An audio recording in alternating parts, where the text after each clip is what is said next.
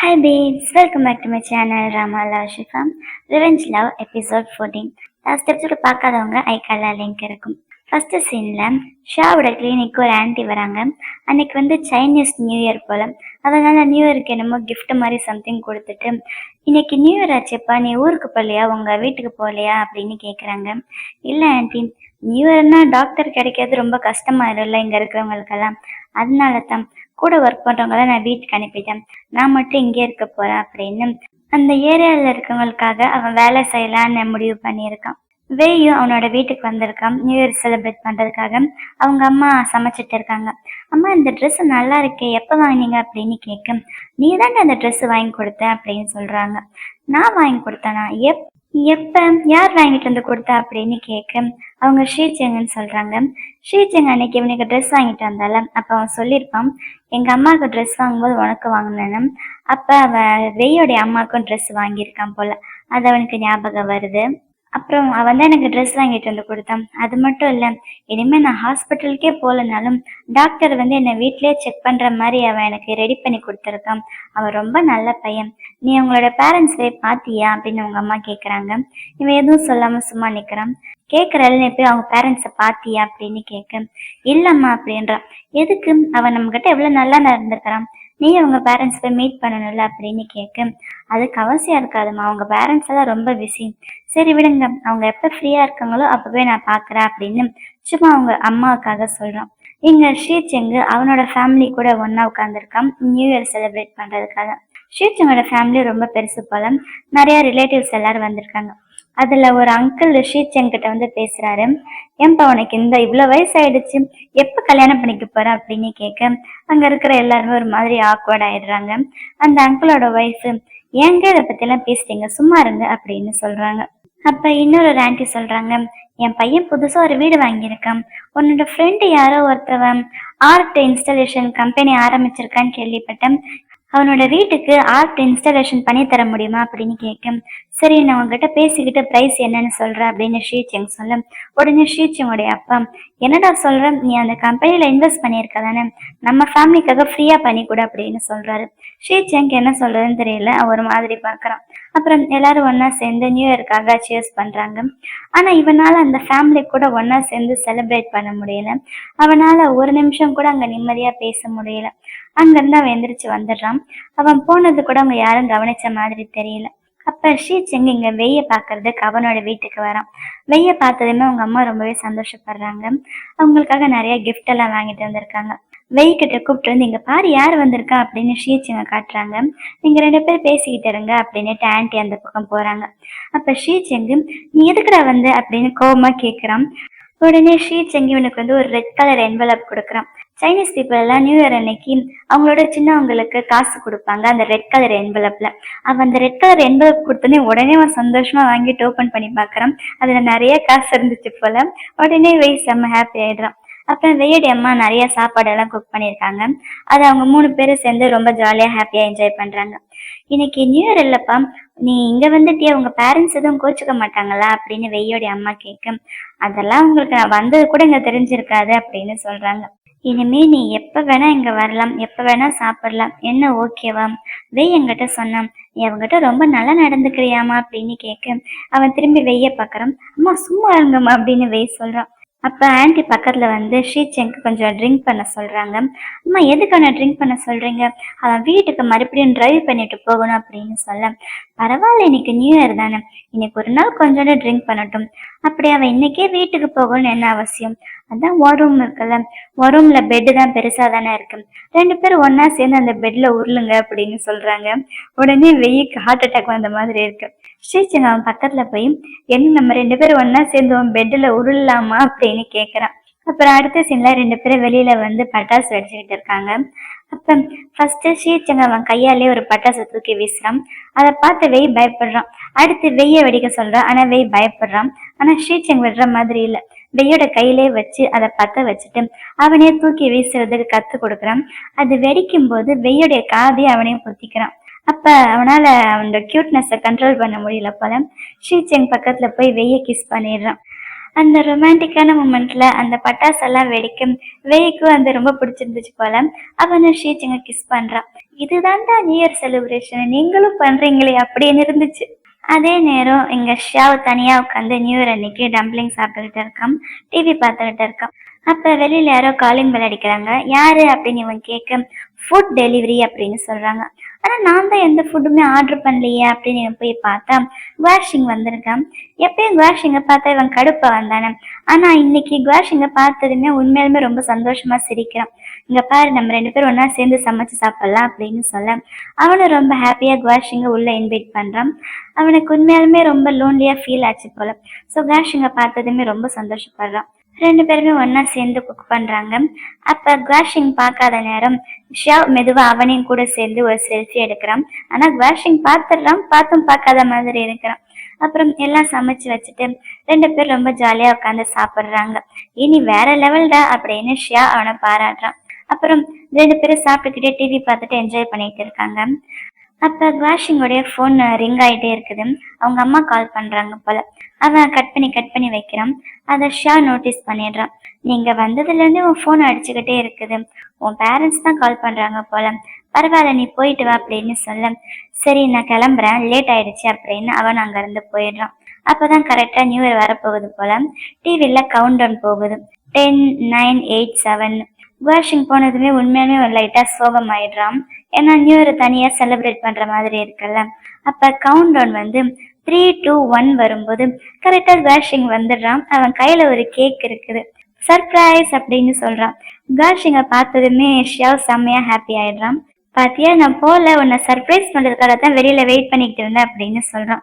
நான் ஒரு பெரிய பையன் தானே, எனக்கு எதுக்கு இப்படி சர்ப்ரைஸ் பண்ற அப்படின்னு அவன் கேட்க, பரவாயில்ல விஷ் பண்ணு அப்படின்னு சொல்ல ஷா கண்ணை மூடிட்டு விஷ் பண்றான். எங்களுக்காக எல்லாமே நல்லபடியா நடக்கணும் அப்படின்னு சொல்ல, எங்களுக்காகவா அப்படின்னு குவாஷிங் யோசிக்கிறான். அதாவது ஷியா அவங்க 2 பேருக்குமே சேர்ந்து விஷ் பண்ணால அதுக்காக. அப்புறம் 2 பேரும் அந்த கேக்கை வச்சு விளையாடிக்கிட்டு இருக்காங்க. பரவாயில்ல, ஷியாவ் இந்த நியூ இயரை தனியா செலிப்ரேட் பண்ணல. அடுத்த நாள் ஷியாவ் கிளினிக்ல இருக்கான். அவன் லஞ்சு சாப்பிட போறான்.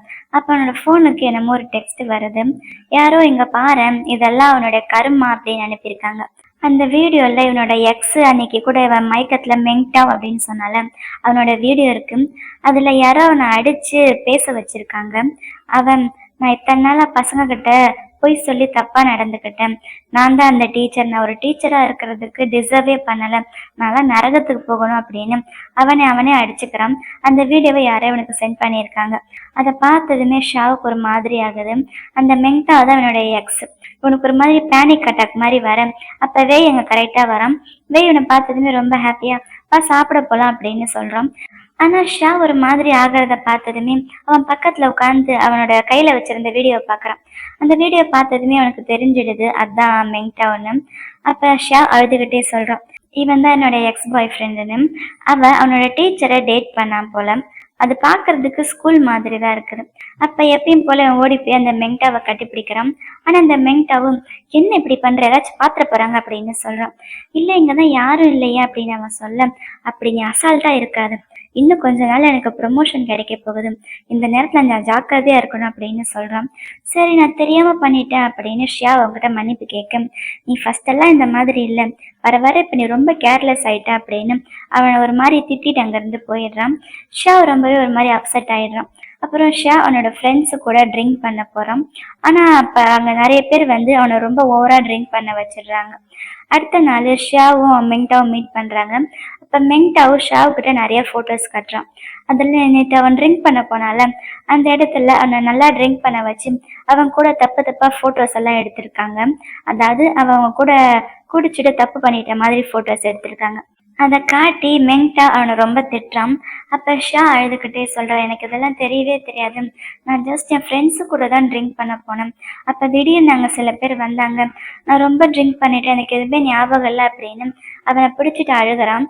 ஆனா அவனை சீ டச் பண்ணாத, நீ ரொம்ப டர்ட்டி, எனக்கு இனிமே நீ எனக்கு வேண்டாம் அப்படின்னு அவனை தள்ளி விட்டுட்டு அங்க இருந்து போயிடுறான். அதோட விட்டுருந்தா கூட பரவாயில்ல, அந்த மெங்டாவ் இந்த போட்டோஸை ஸ்கூல் ஃபுல்லா பரப்பிடுறான். அது ஸ்கூலா காலேஜா சரியா தெரியல, காலேஜ் போல. காலேஜ்ல இருக்க எல்லாருமே ஷாவை பத்தி தான் பேசிட்டு இருக்காங்க. ஷாவால அதுக்கு மேல பொறுக்க முடியல. அவன் கையை கட் பண்ணிட்டு சூசைட் பண்ணிக்கலாம் அப்படின்னு ட்ரை பண்றான். அவனோட போனை சைலண்ட்ல போட்டுட்டு தான் அவன் ட்ரை பண்ணியிருப்பான்.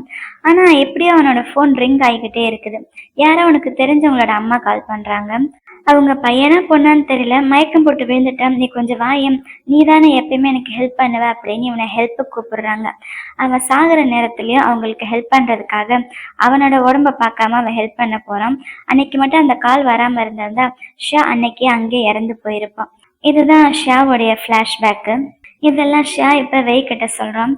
நான் ஜஸ்ட் அவனை கெட்டவன் தான் நினைச்சேன், ஆனா அவன் இந்த அளவுக்கு மோசமா இருப்பான்னு எனக்கு தெரியாது அப்படின்னு அவங்க ரெண்டு பேரும் பேசிக்கிட்டு இருக்கு. அப்ப கிளினிக்குள்ள யாரோ ஒருத்தவங்க வராங்க. வெய் திரும்பி பார்த்து, ஒரு நிமிஷம் இருங்க, நாங்க இப்ப கிளினிக்கை மூடிட்டோம் அப்படின்னு சொல்ல, அப்ப கிளினிக்குள்ள வந்தது அந்த மெங்டாவ் தான். அப்ப வெய் அந்த போன்ல இருக்க வீடியோவையும் அவனையே பாக்குறான். மெங்டாவ் தான் அது அப்படின்னு தெரிஞ்சதுமே வெய் கோமா போய் அவனை பிடிச்சு சட்டையை பிடிச்சி கொஷின் கேட்கறான். ஆனா அந்த மெங்டாவ் ஷா கிட்ட வந்து மன்னிப்பு கேட்கறான். நான் பண்ணது தப்பு தான், ப்ளீஸ் என்னை மன்னிச்சுட்டு தயவு செஞ்சு உன் ஃப்ரெண்டு கிட்ட சொல்லு அப்படின்னு மன்னிப்பு கேட்கறான். ஆனா ஷியாவுக்கு அவனை பார்க்கவே பிடிக்கல. நான் அன்னைக்கு நடந்ததெல்லாம் நான் பிளான் பண்ணதுதான். அன்னைக்கு நீ உன் ஃப்ரெண்டு கூட குடிக்க போனல, அப்ப எதுவுமே நடக்கல. அங்க வந்தவங்கலாம் நான் அனுப்புன ஆளுங்க தான். நான் தான் அந்த மாதிரி பண்ணேன். ப்ளீஸ் என்னை மன்னிச்சிடு, நீ எந்த தப்புமே பண்ணல, நான் தான் தப்பு பண்ண, மன்னிச்சிடு, ப்ளீஸ் உன் ஃப்ரெண்டு கிட்ட சொல்லு, அவனை அந்த மாதிரி பண்ண வேணான்னு சொல்லு அப்படின்னு கெஞ்சுறான். அப்ப அவனுக்கு எதுவுமே புரியல. நீ யாரை பத்தி பேசுற அப்படின்னு அவன் கோவமா கேட்கறான். அதான் உன் ஃப்ரெண்டு குவா அப்படின்னு யாரோ ஒருத்தர் இருக்காங்களே, அவன் தான் என்னை போட்டு இப்படி அடிச்சான், ப்ளீஸ் என்னை தயவு செஞ்சு காப்பாத்து, நீ என்னை மன்னிச்சிட்டேன்னு சொல்லு, இல்லைன்னா என்னை விட மாட்டான் அப்படின்னு கெஞ்ச. சீ, என் மேல இருந்து கையெடு, நீ வந்து எங்கிட்ட மன்னிப்பு கேட்கறியா, என் முன்னாடியே வராதப்போ அப்படின்னு அவனை தள்ளி விட்டுறான். அப்ப கரெக்டா குவாஷிங்கனோட ஆள் அங்க வராங்க. குவாஷிங்கோட ஆள் அவனை பிடிச்சு வெளியில கூப்பிட்டு போறான். அவன் தான் உன்னை முன்னாடியே வராதன்னு சொல்லிட்டால, வா அப்படின்னு வெளியில கூப்பிட்டு போறான். வெளியில போலீஸ் சைரன் சவுண்டு கேக்குது. அவன் ஷா கிட்ட மட்டும் இல்ல, நிறைய சின்ன பசங்கள்ட்ட இந்த மாதிரி பண்ணியிருக்கான் போல. ஸோ ஒரு வேளை போலீஸ் பிடிச்சிட்டு போயிட்டாங்கன்னு நினைக்கிறேன். அடுத்த சீன்ல ஷாவும் குவாஷிங்கும் மாடியில் நின்று பேசிட்டு இருக்காங்க. அப்ப ஷா குவாஷிங் கிட்ட தேங்க்யூ அப்படின்னு சொல்றான். வெறும் தேங்க்யூ தானா, வேற எதுவும் இல்லையா அப்படின்னு குவாஷிங் கேட்க அவன் அவனை செல்லமா அடிக்கிறான். ஐயோ அடிக்காத, எனக்கு வலிக்குது அப்படின்னு அவன் சிரிக்கிறான். அப்ப சரி, இதெல்லாம் உனக்கு எப்ப தெரிஞ்சிச்சு அப்படின்னு ஷியாவு கேட்க, நான் எப்போ உன்னை ஃபர்ஸ்ட் ஃபாலோ பண்ண ஆரம்பிச்சேனோ அப்பவே தெரிஞ்சிருச்சுன்னு சொல்றான். டே ரொம்ப ஓவரா சீன் போடாதடா அப்படின்னு சொல்ல, அப்ப குவாஷிங்க்கு அவன் எப்படி ஷியாவை கொஞ்சம் கொஞ்சமா லவ் பண்ண ஆரம்பிச்சான் அப்படின்னு ஞாபகம் வருது. ஃபர்ஸ்ட் அவன் ஷியாவை பார்க்கும்போது அவனுக்கு பார்க்கறதுக்கு இவன் நல்லா இருக்கான் அப்படின்னு மட்டும்தான் தோணுது. அதுக்கப்புறம் தான் போக போக ஷியா ரொம்ப நல்லவன், எல்லாருக்கும் ஹெல்ப் பண்றாள். அன்னைக்கு அந்த பொண்ணு கை கட் பண்ணும்போது அவளுக்காக எவ்வளவு ஹெல்ப் பண்ணா, அவ கூடயே இருந்தான். இந்த மாதிரி ஒவ்வொரு இன்சிடென்ட் நடக்க நடக்கதான் குவாஷிங் கொஞ்சம் கொஞ்சமா ஷியாவை லவ் பண்ண ஆரம்பிச்சிருக்கான். அப்புறம் அன்னைக்கு அந்த எசன்ஸ் முகத்துல அடிக்கும்போது கூட அவன் மயக்கத்துல மெங்டாவ் மெங்டாவ் அப்படின்னு சொன்னால, அப்பதான் அவனோட ஆளுக்கு கால் பண்ணி மெங்டாவ் யாரு அப்படின்னு விசாரிக்க சொல்றான். அந்த மெங்டாவை பத்தி விசாரிச்சு வந்து அந்த ஆளு சொல்றான், அந்த மெங்டாவ்ன்றவன் இவனை ரொம்பவே ஹர்ட் பண்ணியிருக்கான், இவங்க ரெண்டு பேருக்கும் பிரேக்கப் ஆயிடுச்சு, அதுக்கப்புறம் ஷா சூசைட் பண்ணிக்கவே போயிட்டான் அப்படின்னு நடந்த விஷயத்த எல்லாமே சொன்னதுக்கு அப்புறம் தான் குவாஷிங் அவன் பின்னாடியே போய் பார்ல எல்லாம் அவன் கூட இருந்து அவனை கம்ஃபர்ட் பண்ணியிருக்கான். அப்புறம் அன்னைக்கு அவனை தூங்க வைக்கும்போது கூட அவன் என்கிட்ட மன்னிப்பு கேட்கணும், அவன் என்கிட்ட மன்னிப்பு கேட்க சொல்லு அப்படின்னு அவன் கத்துனால, அப்ப குவாஷிங் அவனை சமாதானப்படுத்தி தூங்க வச்சால. தூங்க வச்சதுக்கு அப்புறம் நீ ஒன்னும் கவலைப்படாத, கண்டிப்பா அவன் வந்து உங்ககிட்ட மன்னிப்பு கேட்பான், நான் கேட்க வைப்பேன் அப்படின்னு சொல்லியிருப்பான். அதுக்கப்புறம் அந்த மெங்டாவை பிடிச்சி கொண்டு வந்து அவனை நல்லா அடிச்சு மிரட்டி இவங்க வீடியோ எடுத்திருக்காங்க. அந்த வீடியோவை தான் அவங்க இப்ப ஷியாவுக்கு அனுப்பியிருக்காங்க. ஷியாவுக்கு அனுப்புனது மட்டும் இல்ல, அவன் எப்படி ஷியாவுடைய போட்டோவை காலேஜ் ஃபுல்லா ஸ்ப்ரெட் பண்ணான், அதே மாதிரி இந்த வீடியோவையும் அவன் ஆன்லைன்ல அப்லோட் பண்ணிடுறான். எல்லாருக்குமே அவன் கெட்டவன் அப்படின்ற விஷயம் தெரிஞ்சு போயிடுது. அப்புறம் ஷியாவும் குவாஷிங் எங்கேயோ வெளியில போறாங்க. குவாஷிங் அவன் எங்கேயோ சாப்பிட்றதுக்கு கூட்டிட்டு போயிட்டு இருக்கான். ரெண்டு பேரும் நல்லா தான் பேசிட்டு நடந்து போயிட்டு இருக்காங்க. அப்ப குவாஷிங் முன்னாடி யாரையோ பாக்குறான். அவங்கள எங்கேயோ பார்த்த மாதிரி இருக்கு போல. உடனே ஒரு நிமிஷம் நீங்க இரு, நான் வரேன் அப்படின்னுட்டு அந்த ஆள் பின்னாடி ஓடுறான். அந்த ஆளு வேற யாரும் கிடையாது, வாங்ஷுவா தான். யாருன்னு ஞாபகம் இருக்குன்னு நினைக்கிறேன், அதாவது நம்ம ஷீச்சங்குடைய எக்ஸ். நீயா அப்படின்னு கேட்க, ஷெங்க நீயா அப்படின்னு ஓடி வந்து அவனை கட்டி பிடிச்சிக்க. குவாஷிங்கோட ஃபுல் நேம் தான் குவாஷெங் யூ. குவாஷிங் அவனை தள்ளி விட்டுட்டு, நீ உண்மையாலுமே இங்க வந்துட்டியா அப்படின்னு கோவமா கேட்கறான்.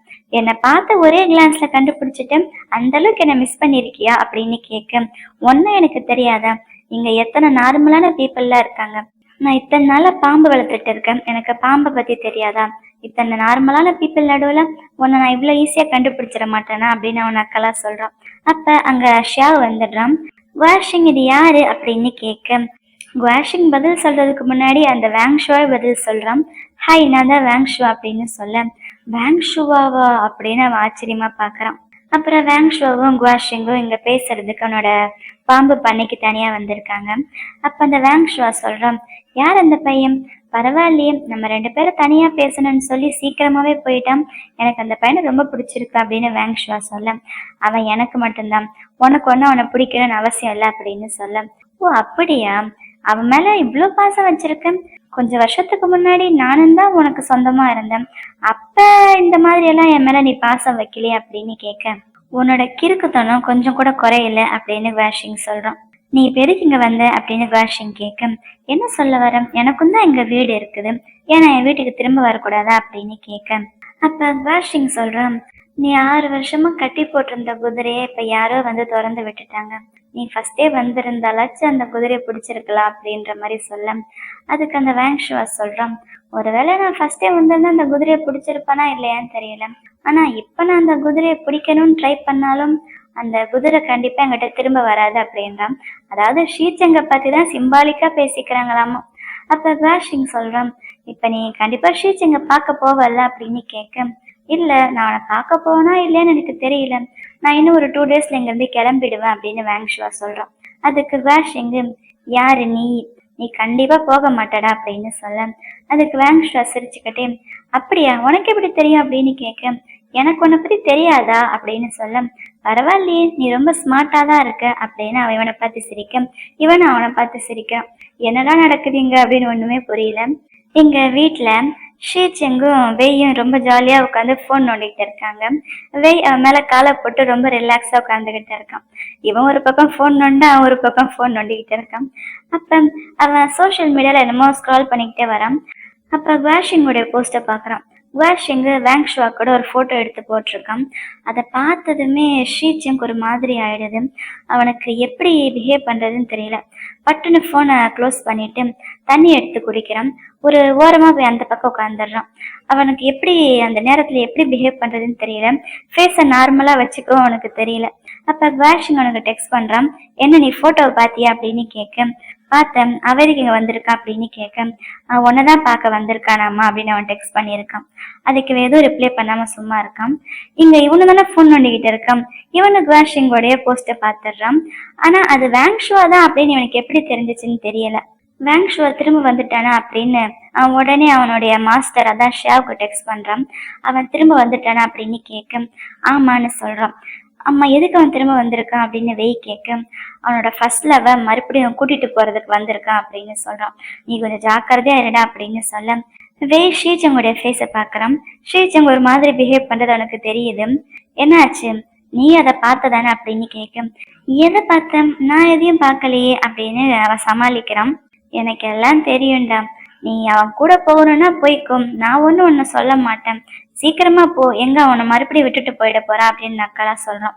என்னை எங்க போக சொல்ற, யார் பின்னாடி போக சொல்ற அப்படின்னு எதுவுமே புரியாத மாதிரி ஷீச்செங் சொல்ல அதுக்கு வெய் சொல்றான், அன்னைக்கு ஒரு நாள் என்கிட்ட ஒருத்தவன் குடிச்சிட்டு சொன்னான், அவனை மட்டும் நான் மறுபடியும் பார்த்தா அவனை கொன்னுடுவேன் அப்படின்னு சொல்ல ஷீச்செங் அவனை பக்கத்துல எடுத்து கட்டி பிடிச்சுக்கிறான். என்ன உனக்கு ஜெலஸா இருக்க அப்படின்னு கேட்க எனக்கு எதுக்கு ஜெலஸா இருக்க போகுது அப்படின்னு அவன் சொல்றான். நீ சொன்னது கரெக்டு தான், அன்னைக்கு நான் இருந்த கோவத்துக்கு அவனை பார்த்தா கொல்லணும் தான் நினைச்சேன், ஆனா இப்ப நான் எதுக்கு அவனை கொல்லணும், எனக்கு தான் நீ இருக்கல்ல அப்படின்னு சொல்றான்.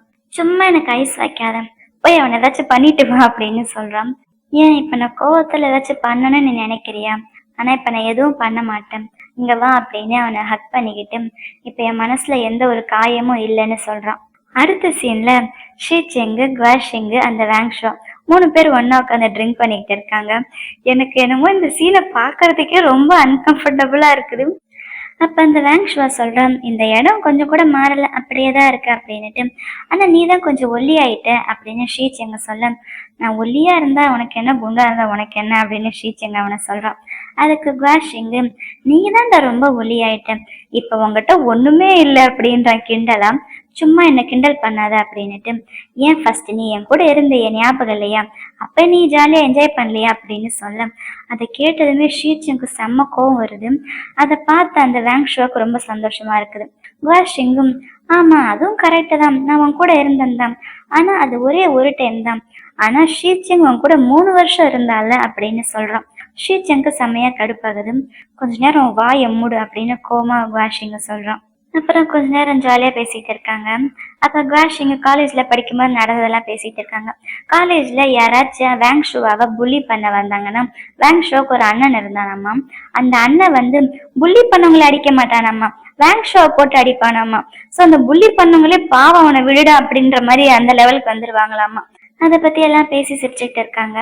அப்ப வேங் ஷோ கேக்குறான், நீங்க 2 பேரும் என்ன ஒரு டீச்சரையும் அவனோட அப்ரண்டிஸையும் லவ் பண்றீங்களாமே அப்படின்னு கேக்குறான். அதாவது ஷா தான் டீச்சரு, அவனோட அப்ரண்டிஸ் தான் வெய். ஆமா அதுக்கு இப்ப என்ன அப்படின்ற மாதிரி அவங்க பார்க்க, உங்க 2 பேருக்கு வேற வேலையே இல்லையா, நீங்க எப்பயுமே ஒரே மாதிரி இருக்கிற ட்வின்ஸை தான் லவ் பண்ணுவீங்களா, நீங்க அவ்வளோ க்ளோஸ்ன்னு காமிச்சுக்கணும்னு நினைக்கிறீங்களா அப்படின்னு கேட்குறான். அதுக்கு வாஷிங் வேணும்னே போய் ஷீச்சிங் பக்கத்துல உட்காந்துட்டு, நாங்க இப்ப மட்டும் இல்ல எப்பயுமே இதே மாதிரி க்ளோஸ் தான் அப்படின்னு சொல்றோம். ஆனா அவங்க 2 பேரும் க்ளோஸா இருக்கிறது அந்த வேங் ஷோக்கு பார்க்க பிடிக்கல. ஷீச்சிங் வாயில வச்சிருந்த சிகரெட்டை வாஷிங் வாங்கி அவன் வாயில வச்சுக்கிறான், அவன் வாயில இருந்து பிடுங்கி இவன் வாயில வச்சுக்கிறான். இந்த சீனை வேங் ஷோ ரொம்ப கடுப்பா பார்த்துக்கிட்டு இருக்கான். அப்புறம் 3 பேருமே ட்ரிங்க் பண்ணிட்டு வெளியில வராங்க. சரி நான் கிளம்புறேன் அப்படின்னு ஷீச்சிங் ஒரு பக்கம் போயிடுறான், வாஷிங் ஒரு பக்கம் போறான், இந்த வேங் ஷோ ஒரு பக்கம் போறான். 3 பேரும் 3 டைரக்ஷன்ல போறாங்க. இங்க சிரிச்சுக்கிட்டே போனவங்க அந்த பக்கம் திரும்பினதுமே 3 பேரோட ஃபேஸுமே மாறிடுது. 3 பேருமே எதையோ நினைச்சு ஃபீல் பண்ற மாதிரி இருக்கு. கொஞ்ச நேரம் கழிச்சு திடீர்னு குவாஷிங்க்கு என்ன ஆச்சுன்னு தெரியல. அவன் வேங் ஷோ போனால அந்த பக்கமே திரும்பி நடந்து வரான். வேங் ஷோவை தேடுறான், என்னாச்சு என்ன நடக்குது அப்படின்னு ஒன்றும் புரியல. இதோட இந்த எபிசோடு முடியுது. ஆனா உங்களுக்காக ஒரு நான் சின்ன ஸ்பாய்லர் கொடுக்கவா, உண்மையாலுமே அன்னைக்கு நைட்டு, அதாவது வேங் ஷுவாவும் குவாஷிங்கும் சேர்ந்து சீட் பண்ணிட்டாங்க அப்படின்னு சொல்றாங்களே, அன்னைக்கு நைட் உண்மையாலுமே எதுவும் நடந்திருக்காது. நம்ம இத்தனை நாள் நினைச்சிட்டு இருந்த மாதிரி குவாஷிங் அவ்வளோ கெட்டவெல்லாம் கிடையாது, அவன் நல்லவன் தான். இதெல்லாம் போக போக அடுத்த எபிசோட்ல தெரியும். நான் நாவல் படிச்சதுல உங்களுக்கு லைட்டா இந்த ஸ்டோரி சொல்லியிருக்கேன். இந்த வீடியோ உங்க எல்லாருக்கும் ரொம்ப பிடிச்சிருக்குன்னு நினைக்கிறேன். அப்படி பிடிச்சிருந்தா இந்த வீடியோ லைக் பண்ணுங்க. அடுத்து என்ன நடக்க போகுதுன்னு தெரிஞ்சுக்க மறக்காம நம்ம சேனலை சப்ஸ்கிரைப் பண்ணுங்க. Love you babes, by.